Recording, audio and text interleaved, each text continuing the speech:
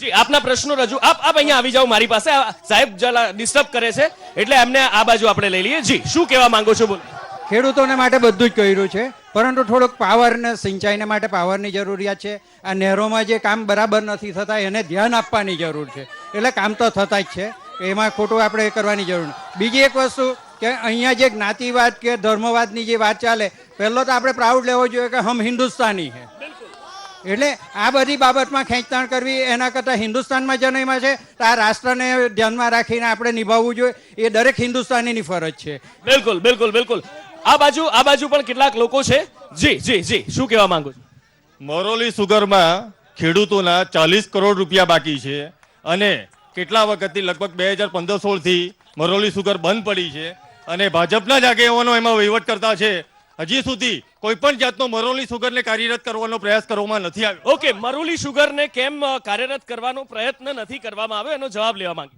મરોલી સુગરની બાબતમાં હું આપને કહું એમના પાસે 12.5 કરોડ રૂપિયા લોકોના હતા બેંકના એક્સાઇઝ બેંક એ લોકોને એવું કહેવામાં આવ્યું કે એક્સાઇઝના પૈસા તમે ભરી આ 12.5 લોન ભરી દો એટલે તમને 25 કરોડ રૂપિયા એક્સાઇઝના જે 3 વર્ષમાં ભરેલા છે તે તમને રિટર્ન આપો આ કોંગ્રેસના કારણે ડિસ્ટ્રિક્ટ બેંકનો ચેરમેન જે કોંગ્રેસી છે એમને લોન નહીં આપ્યું અને 40 કરોડ નહીં સાહેબ 4 કરોડ રૂપિયા ખેડૂતના બાકી છે અને 8 કરોડ રૂપિયા બોર્ડ વાળાએ લોન આપેલી છે આપના ફિગર મારી પાસે 4 કરોડ રૂપિયાની લોન ના આજના પેપર છે ઓકે શું કહેવા માંગો છો ફિગર છે એમની પાસે આપ આપનું સ્થાન ગ્રહણ કરશો હું આપની પાસે આવીશ આપનું સ્થાન ગ્રહણ કરશો હું આપની પાસે આવીશ ત્યાં આપનું સ્થાન ગ્રહણ કરશો જી શું કહેવા માંગો છો મારે પ્રેમચંદભાઈને અહીંથી એ જણાવવું છે કે ડિસ્ટ્રિક્ટ બેંકનો ચેરમેન કોંગ્રેસી હોય અને મરોલી સુગરને લોન નહીં આપે તો આ દેશમાં તમે પેપરોમાં વાંચ્યું હશે પેપરોના માધ્યમથી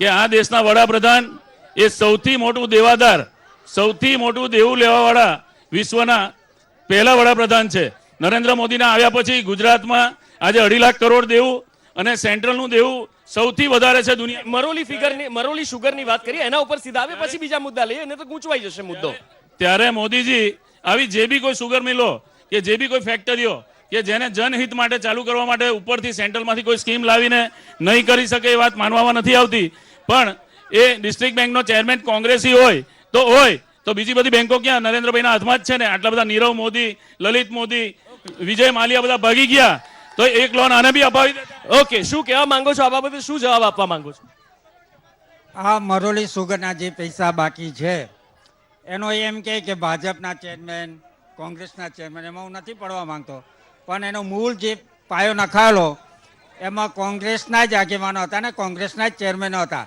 એ દેવું કરતાં હમણાં છેલ્લા સુધી એવી પરિસ્થિતિ આવી કે એ ચૂકવી નહીં શક્યા એના માટે અમે ભારતીય જનતા પાર્ટીની સરકારમાં અમારા આગેવાનોએ સંસદ સભ્ય એમએલએ બધાએ રજૂઆત કરી 2 વખત અમે બેંક ગેરંટી આપી છે એને સોલટાવવાની બધી કોશિશ કરી છે અત્યારે પણ જે એને લિક્વિડિટીમાં છે એનું તો એના માટે એને જમીન છૂટી કરાવી આપી છે એ જમીનને મરોલી સુગર વેચી અને ખેડૂતોના પૈસા ચૂકવશે બીજો આ સરકારનું કામ નથી આ પ્રાઇવેટ સેક્ટરનું કામ છે આ કોઈ ભારતીય જનતા પાર્ટીની સુગર ફેક્ટરી નથી કોઓપરેટિવ સોસાયટી છે એટલી જવાબદારી કોઈ ભારતીય જનતા પાર્ટીની કે એના ચેરમેનની નથી એના વહીવટદારોની આવે છે એટલે એમાં આ વારે ઘડીએ એક ને એક આ ચોથી વાર ઓકે આ બાજુથી એક ભાઈ છે ખેડૂત સમાજ તરફથી આવે છે શું કહેવા માંગો છો 16-17 વર્ષના મરોલી સુગરના પૈસા ખેડૂતોના બાકી છે આજની તારીખે નથી જોઈ કહેવા એમાં જે ડિરેક્ટરો છે બધા ભાજપના છે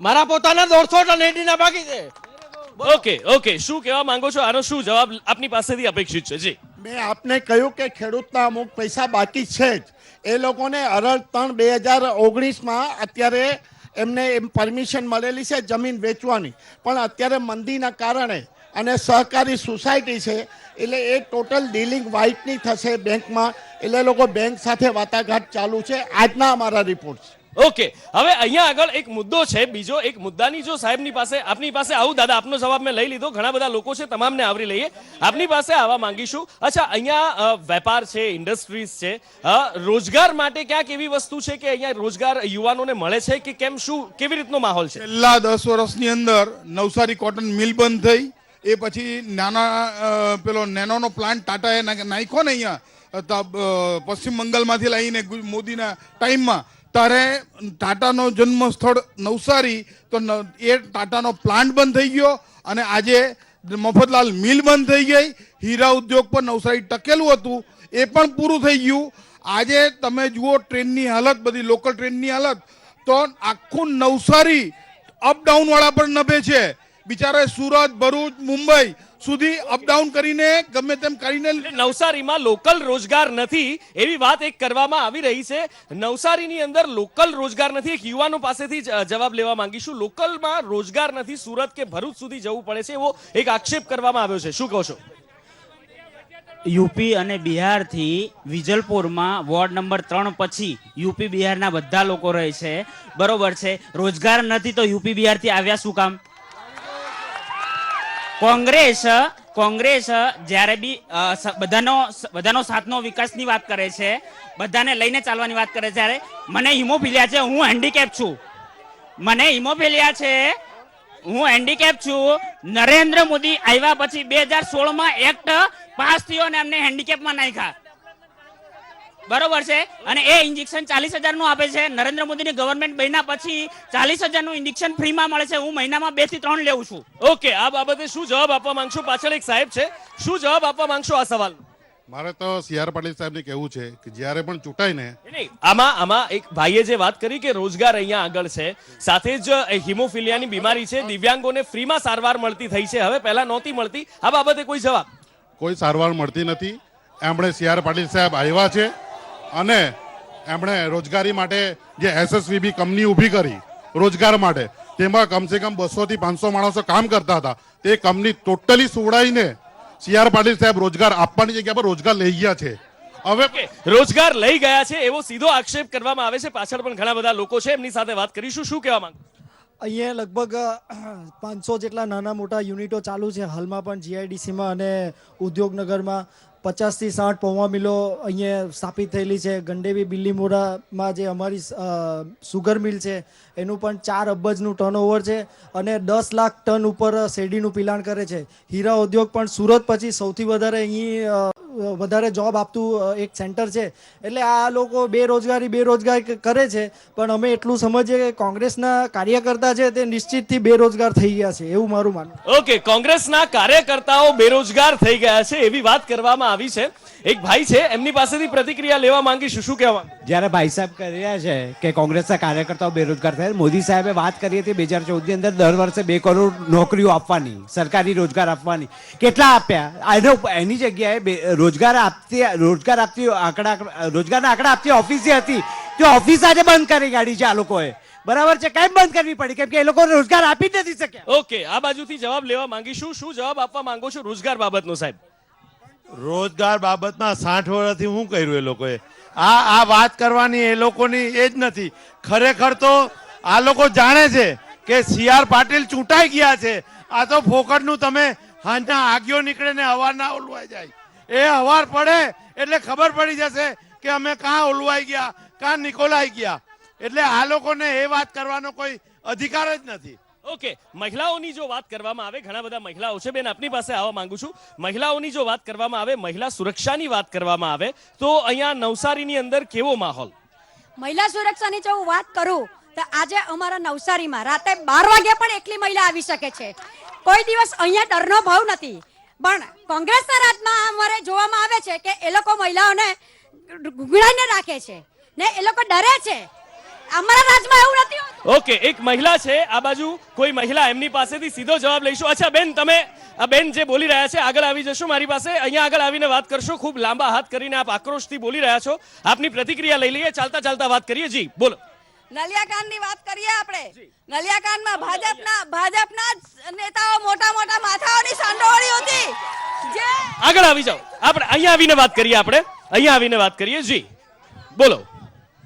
મહિલા સુરક્ષાની વાતો કરતા છે જે એકદમ પોકળ છે. આજે જો સુરત જ્યારે ગયા ફોર્મ ભરવા ત્યારે એક કોંગ્રેસની મહિલા સાથે એટલું ખરાબ કૃત્ય કરવામાં આવ્યો તેમે અમે કોંગ્રેસી જનતા. ઓકે, આપ અહીંયા જ ઉભા રહેજો. કોણ જવાબ આપવા માંગશે આ બેનનો? બેન, આપ આગળ આવી જશો અહીંયા. જી, આપ શું જવાબ આપવા માંગો છો એમના સવાલનો? શું કહેવા માંગશો?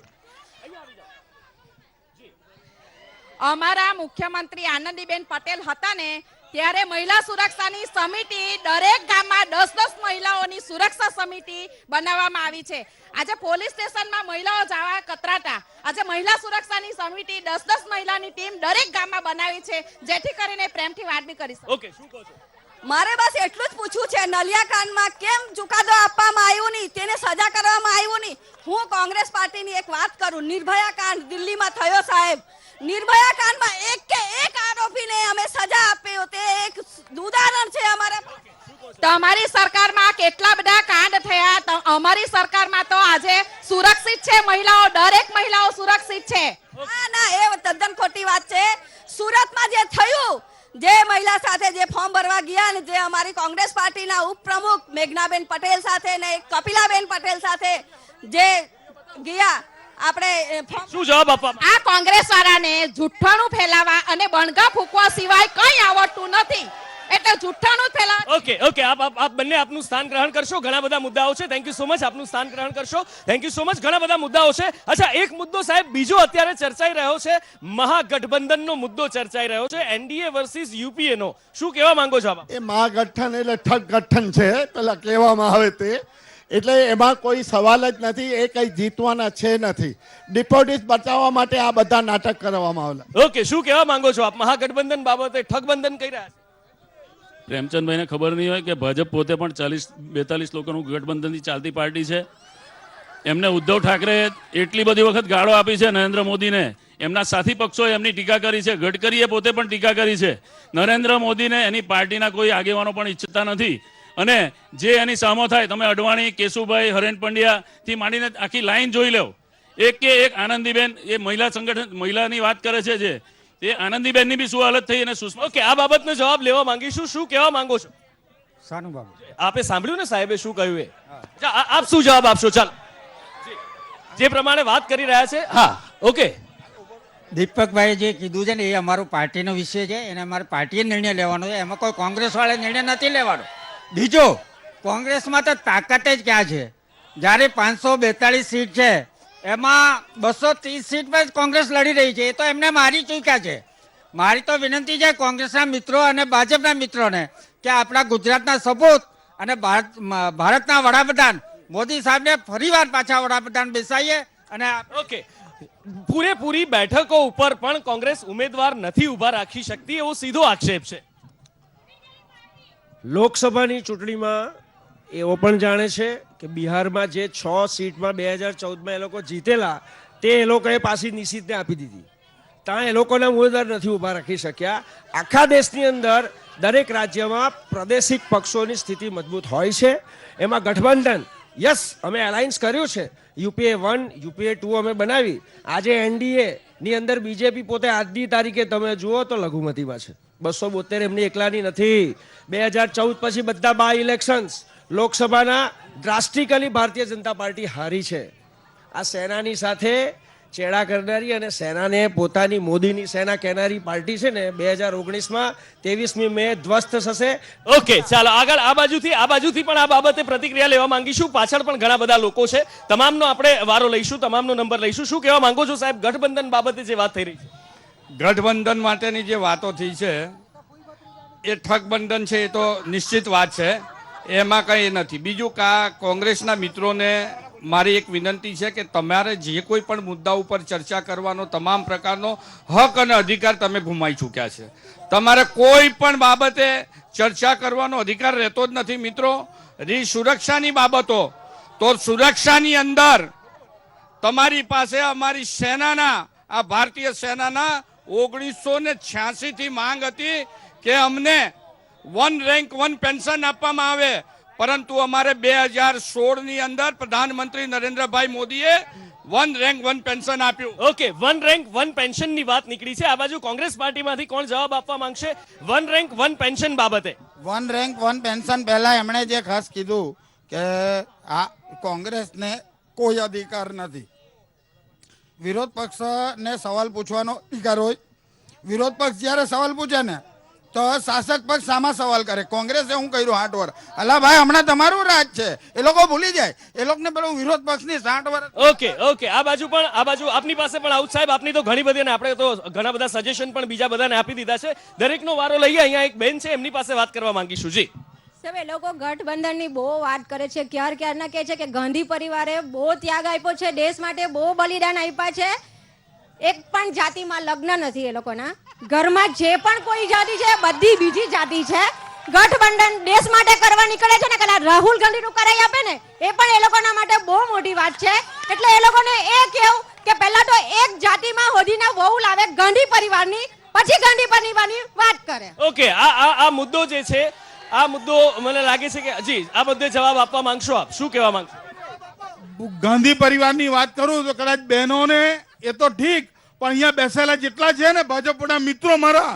એ લોકોને ખબર ના હોય કે જે અલ્હાબાદનું નામ એમણે પ્રયાગરાજ રાખ્યું ને એ અલ્હાબાદ આખું શહેર મોતીલાલ નહેરુનું હતું અને 1970માં ઇન્દિરાજીએ દાનમાં આપી દીધેલું આ હિન્દુસ્તાનની જનતાને એ વસ્તુ આ લોકોને ખબર જ ના મળે એ લોકોની જેમ એ લોકોનો વડાપ્રધાન જે પ્રમાણે ચાય બનાવતો હતો ને એ ચાય બનાવતા બરાબર ઓકે પાછળ પણ જનતા છે સામાન્ય જનતા પણ છે ઘણા બધા લોકો પણ છે આવું છું સાહેબ હું મારી રીતે જનતાને પણ સવાલ પૂછવા માંગુ છું એક ભાઈ અહીંયા છે અચ્છા શું કહેવા માંગો છો આ લોકો વિકાસની વાત કરે છે જલાલપુરમાં તમે સામાન્ય જનતામાં છો કે કોંગ્રેસમાં જનતામાં છો ઓકે અમે પાણી બાબતે નગરપાલિકામાં ગયા હતા તો આ લોકોના કોર્પોરેટરની ઇજ્જત જાય છે ને એ લોકોના કોર્પોરેટર પાણીની વાત કરીશું સાહેબ પાણીની ઘણી બધી વાત એક મિનિટ નગરપાલિકાની ઘણી બધી વાત કરીશું પણ જો સંસદને લગતા કારણ કે નગરપાલિકાના મુદ્દા ઘણા બધા ચર્ચવાનો મોકો મળશે આહા ક્યાં વાત હે સબ બોડી બિલ્ડર અહીંયા ઉભા છે અચ્છા સંસદની જો ચર્ચા કરવામાં આવે જી મારો ચર્ચા ઓકે ભાઈ ચર્ચા કરવા નથી માંગતા આગળ પણ કેટલાક લોકો અહીંયા આગળ છે એમની સાથે વાત કરવા માંગીશું અચ્છા સાહેબ તમે ઉભા થઈને છે કે અહીંયા આવી ગયા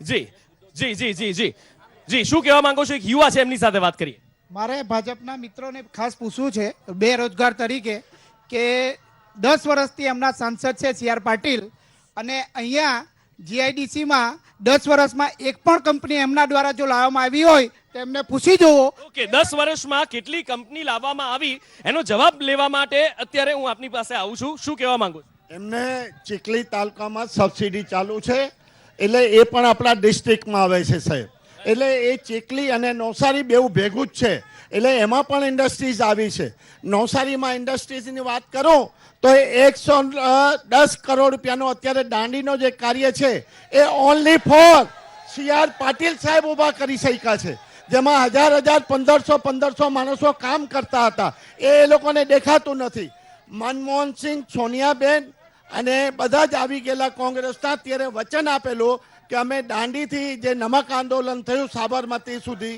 એ રસ્તો બનાવીશું 15 વર્ષમાં એક દિવસે પાણીનો ટીપો પણ નહીં લાવ્યા આ અમારા આદરણીય નરેન્દ્રભાઈ મોદી લાવી શક્યા છે એ અભિનંદનના પાત્ર ઓકે શું કહેવા માંગો છો આ બાબત પ્રેમચંદભાઈને ખબર નહીં હોય 2005માં કોંગ્રેસે 100 કરોડની આ યોજના દાંડીની એ ડિક્લેર કરેલી તે વખતે નરેન્દ્રભાઈ મોદીની સરકાર ગુજરાતમાં તે પછી 15 વર્ષ રાજ કર્યું એ લોકોએ તમામ કામોની અંદર રોડા નાખ્યા અહીંયા બધી આવેલી ગ્રાન્ટો રિટર્ન થઈ અને એ ત્યારે મહાત્મા ગાંધીને ગાળો દેતા હતા અને હવે એ લોકોની પાર્ટી પાસે કોઈ લીડર નથી એટલે કોંગ્રેસના રાષ્ટ્રીય પ્રમુખ મહાત્મા ગાંધી અને સરદારના પુતળાની પૂજા કરવા નીકળેલા છે એ લોકોના ઘરમાં કોઈ વડીલ નથી પૂજનીય હોય એવો જો કે આમ જોવા જઈએ સાહેબ તો ગાંધીજી સરદાર પટેલ આ બધા આમ તો આપણા દેશના નેતા હતા એટલે એમના નામે રાજકારણ ન કરીએ એ વધુ યોગ્ય છે કે કોઈ પણ બંને પક્ષને મારી વિનંતી છે કે સરદાર અને ગાંધીનું અપમાન ન કરીએ એક બીજો મુદ્દો આજકાલ આપણા દેશની અંદર ચર્ચાઈ રહ્યો છે બહુ જોરશોરથી આ મુદ્દો જે છે આપણા દેશની અંદર ચર્ચાઈ રહ્યો છે અને આ મુદ્દો છે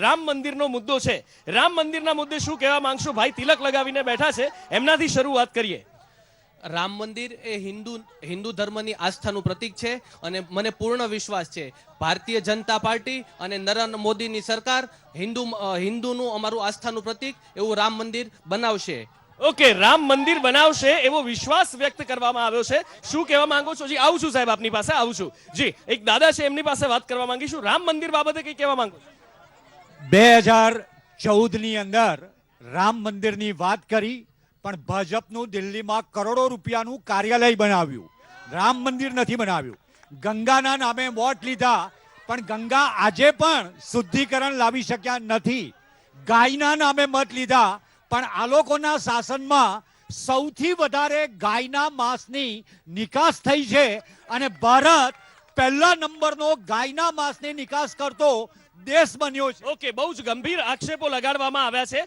આનો જવાબ જી આપની પાસેથી લેવા માંગી. જ્યારે સુપ્રીમ કોર્ટમાં રામ મંદિર બાબતના કેસ ચાલે છે ત્યારે કપિલ સિબ્બલ એ લોકોનો રાષ્ટ્રીય નેતા રોડા નાખે છે, ઇલેક્શન પછીની ડેટ માંગે છે. જે રામ મંદિર, જે રામને એ લોકો મિથ કહેતા હતા, જે રામને આ કોંગ્રેસ મિથ કહેતી હતી, આજે આ રાહુલ ગાંધી માળા પહેરી પહેરીને રામ અને શંકરના મંદિરે ફરે છે. ઓકે, પાછળ એક ભાઈ છે, કંઈક જનોઈ બતાવીને કંઈક કહી રહ્યા છે, એમની પાસે આવવા માંગુ. અત્યાર સુધી રાહુલ એમ કહેતો હતો કે આ રામ કાલ્પનિક છે અને હવે અમારા જેવી જનોઈ પહેરી નીકળે છે, એટલે હવે અડધો ભાજપી એ બી થઈ ગયો છે, જાણતો છે કે ભાજપની સત્તા આવવાની છે એટલે જનોઈ પહેરવા માંડી છે. ઓકે, આ બાજુથી એનો જવાબ લેવા માંગીશું. એક ભાઈ છે, જી શું જવાબ આપવા માંગો છો?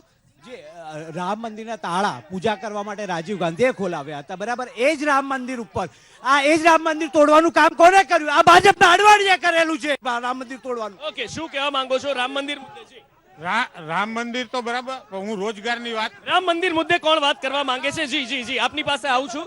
જી સાહેબ, શું કહેવા માંગુ?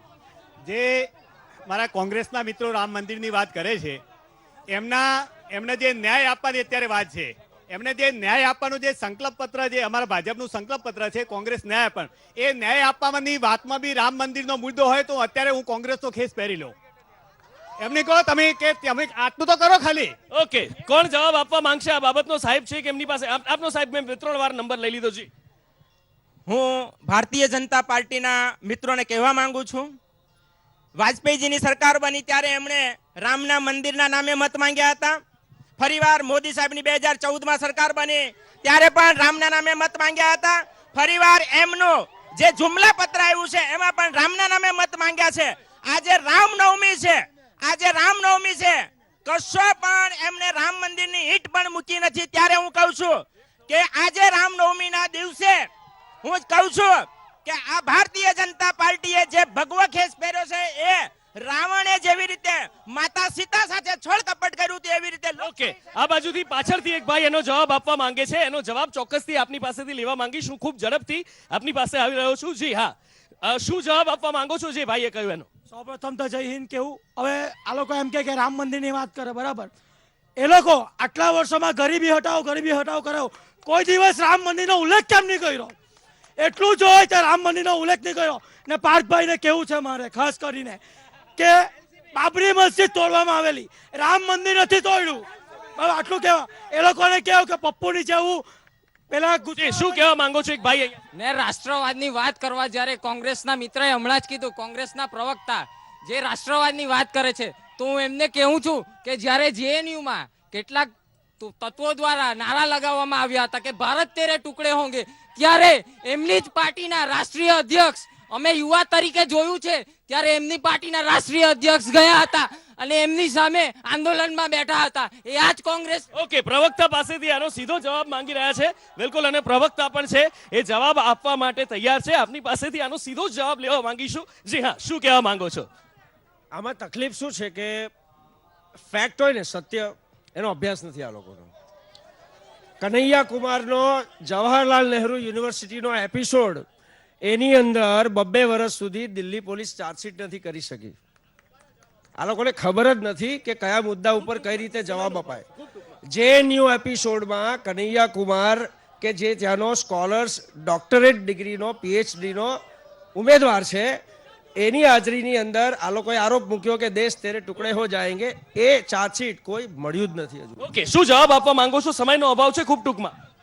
પહેલી વાત તો રામ મંદિરની બાબતની જે વાત છે એ સુપ્રીમ કોર્ટમાં કેસ ચાલે છે. આ ભારતીય જનતા પાર્ટીની સરકાર કોઈ પણ કોર્ટને ઓળંગીને કોઈ પણ ડિસિઝન લેવાની નથી. અત્યારે પણ અમારા પ્રધાનમંત્રીએ એમ જ કહ્યું છે કે કેસ સુપ્રીમ કોર્ટમાં છે, એનો તાત્કાલિક અમે નિકાલ લાવીને અમે રામ મંદિર બાંધીએ. ઓકે, હવે અંત તરફ આ ચર્ચા જઈ રહી છે. એક છેલ્લો સવાલ આપને પૂછવા માંગુ છું. CR પાટીલ 2 વખતથી સાંસદ છે, 3જી વખત ફરી એકવાર ઉભા રહ્યા છે. શું દાવો કરવા માંગો છો આ ચૂંટણીમાં એમના માટે? એમના માટે 7 લાખ મતથી વધારે જીતવાના છે એવી ગેરંટી સાથે કહું છું. ઓકે, 7 લાખ મતની ગેરંટી સાથે કહી રહ્યા છે. ધર્મેશભાઈ માટે આપ શું કહેશો? અમે કોઈ દિવસ એવું કહેતા જ નથી કે અમે હારવાના છે કે જીતવાના છે. ઉમેદવારો જ્યારે હજુ કોન્ટેસ્ટમાં છે, 23 તારીખે ઇલેક્શન છે, 23મી એપ્રિલે ઇલેક્શન છે, એના 1 મહિના પછી કાઉન્ટિંગ છે, ત્યારે આ લોકો જે ઈવીએમ સેટલર છે એ લોકોને ખબર હોય કે એ લોકો શું કરવાના છે. બાકી અમે તો કહીએ છીએ કે ચુકાદો પ્રજાના હાથમાં છે.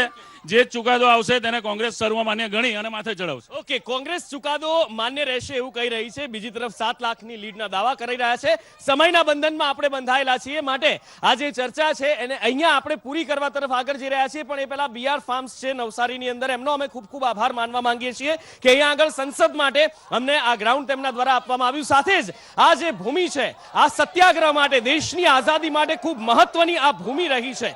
એક ચપટી મીઠું ઉપાડી અને દાંડીમાં ગાંધીજીએ અંગ્રેજોના વર્ષોના શાસનના પાયાને લૂણ લગાડ્યું હતું. ત્યારે હવે અહીંયા જ્યારે સત્તાનો મહાસંગ્રામ જામ્યો છે, ત્યારે તેનું પરિણામ શું આવે છે એ જાણવું ખૂબ રસપ્રદ રહેશે. આવતીકાલે ફરી મળીશું એક નવી લોકસભા ઉપરથી, એક નવી ચર્ચામાં, નવા નેતાઓ સાથે. આપ સૌનો અમારી સાથે જોડાયા બદલ ખૂબ ખૂબ આભાર. નવસારીની જનતાનો પણ ખૂબ ખૂબ આભાર. Thank you so much. નમસ્કાર.